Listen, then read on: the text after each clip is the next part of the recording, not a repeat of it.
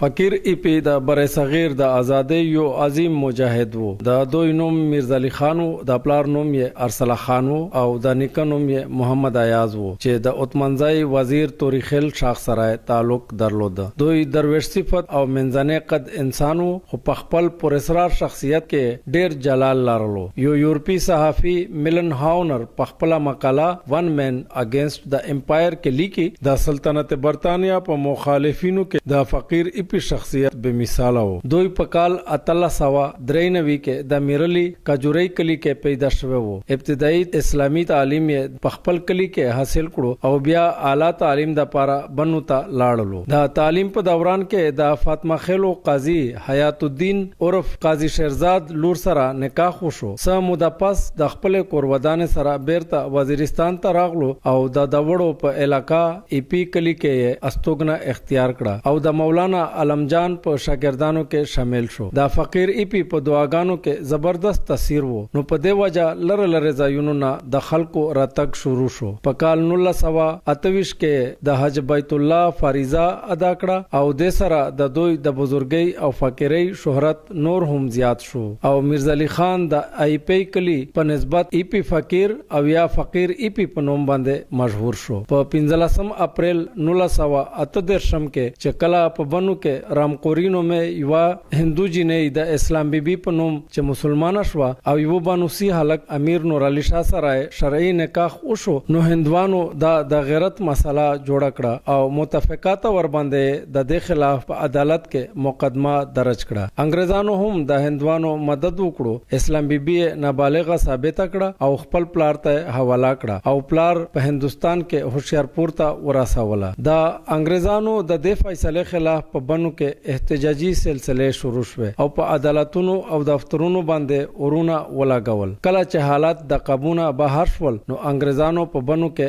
ماشالله او کرفیو نافذ کړه. د بنو علما کرامو او مشرانو د وزیرستان خلکو نه مدد وغوښتو او په 15 اپریل 1914 کې د ملکشدر په مقام د فقیر ایپی په قیادت کې یو عظیم الشان جلسه وشوه او د انګريزانو خلاف د جهاد اعلان وشو. دغه ځاینا د لخر خیسور ته روان شو چې د بیچی کسکې په مقام کرکنه کې جنگي مرکز قائم کړي او د انګريزانو خلاف ګوریلا جنگ شروع کړي. د شمالي وزیرستان انګريز انتظامیه هم د لخر نقل و حرکت نه غافل نه و او آی پی کلی کې د فقیر ایپی ټول تعمیرات وران کړل. بل طرف ته فقیر ایپی په کرکنه کې نوې جماعت حجره او کور جوړ کړل. انګريز پولیټیکل ایجنټ مستر کرایکټس یوزل بیا فقیر ایپی او د خیسور توریخیل کوم ته دړکا ورکړه چې کا چر 3 نومبر پورې فقیر ایپی مونږ سره صلح و نکړه نو په خیسور باندې با فوج کشي وکړي. فقیر ایپی د پولیټیکل ایجنټ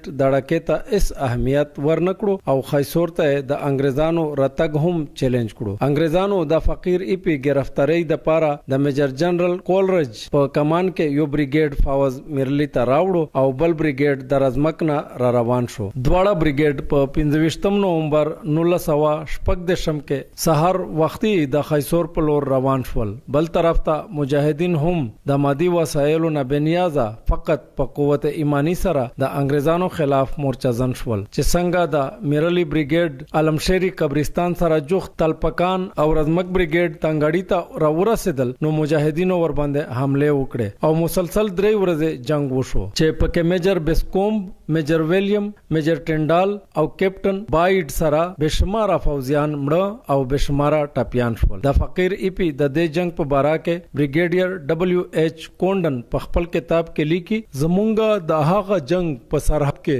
زمونږ د فوج بدترین شکست او لکه چې مخکې ذکر شوی دی چې د جنگ فقیر ایپی نه یو لیډر جوړ کړو او د دې جوګا شو چې په وزیرستان کې ډېر مودره سه مشکلات پیدا. د خیسور جنگ کامیابی د فقیر ایپی او د ملګرو حوصله نور هم قوي کړي او د په لخر کې ورس په ورځ زیاتواله راغې او فقیر ایپی خپل سرګرمیان ژوب، جنوبي وزیرستان، بیٹانی، ډیر اسماعیل خان، بنو او تر کوهاټه پورې وغځولې. انګريزانو هم په خپل قوت کې اضافه وکړه او 1.5 فوجیان یې راوغختل او چې چرته به هم فقیر ایپی جنگي مرکز جوړولو نو سخت بمباری به ور باندې کوله. فقیر ایپی به هم خپل مقام همیشه بدلولو. په قول د جنرال هولز فقیر ایپی با د ماهی پشان د فوجیانو د لسونو نه بهر وته. اخر د ډېرې صلاح او مشورې نه پس یې افغان سرحد سره جوخت ګورویک کې خپل مستقل جنگي مرکز جوړ کړو. فوزي نقطه نظر سره ګورویک دومره محفوظ ثابت شو چې انګریزانو خپل بے پناه طاقت استعمال کړو خو ګورویک کې قبضه نه کړو. میلیون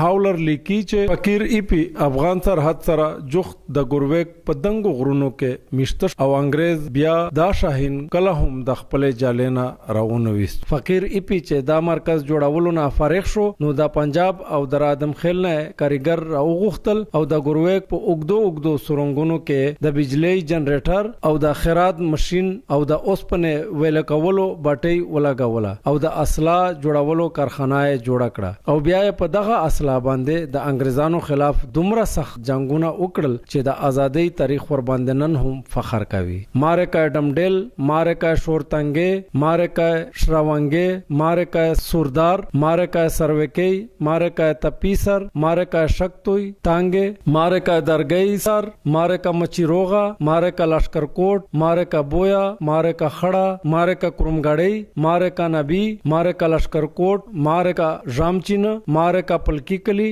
مارکا مماشخیل، مارکا خونیزوا، مارکا میرخوند او مارکا خماټا د فقیر ای پی قیامت خیز جنگونه وو. په دې جنگونو کې انګریزانو د مجاهدینو سره د الله تعالی د کومک بار ګیلا کړې ده. افیشل هیستوري اف اپریشن ان ان ډبلیو فرنټیر اف انډیا په مطابق کله به مجاهدینو سره د ګرد و غبار او تندرونو زبردست طوفان کومک حاصل وو او کله به نور فطری عواملو د دوی همکاري کوله. فقیر ای پی د دمه مریض وو او د دغه موزي مرض زمونږ نه دغه عظیم لیډر د 15 او 14 اپریل په شپه 1960 کې جدا کړو او د ګورویک په خپل اداره کې په ډیر درناوي سره خاورو ته وسپارل شو. کی صاحب چې څه کړی دي د اسلام په نوم یې د قرباني کړي بیا دا در سره وشوه چې د قوم هم دغه قرباني ور سره کړي ان هغه قرباني چې کیمو د افغانستان پیری د قبایل پیری د پښتانه پیری